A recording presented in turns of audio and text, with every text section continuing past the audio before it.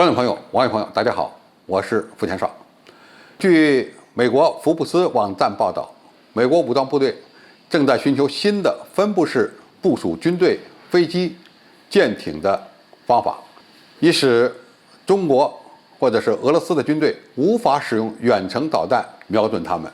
分布式杀伤链是美军最近鼓吹的比较厉害的一种对付中国东风快递的所谓高招。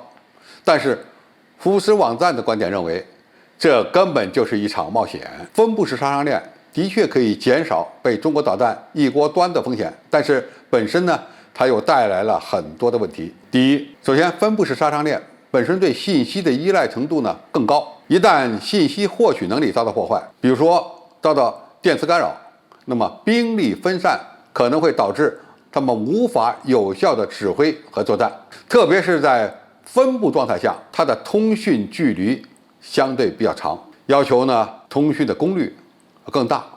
那么在这样的情况下，很容易遭到对手的干扰。那么在干扰情况下，实施有效的指挥和作战就是一个大问题了。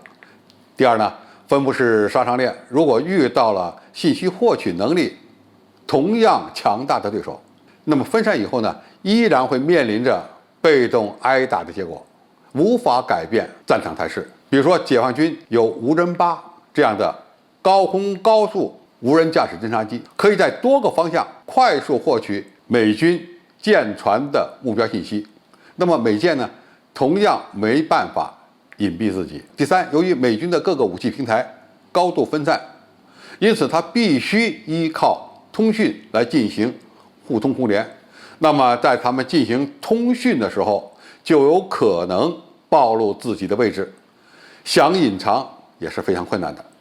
第四呢，分散部署还会面临着比较严重的后勤、补给等难题。你怎么快速高效地给分散在各地的各种各样的不同平台及时进行燃料、弹药的补充？这个问题不解决，你不但不能提高作战能力，反而会降低它的综合作战能力。对中国来说，如果有足够数量的导弹，面对分布式杀伤链，照样可以对其进行攻击。这也证明了美军的这一战略构思并不那么成熟可靠。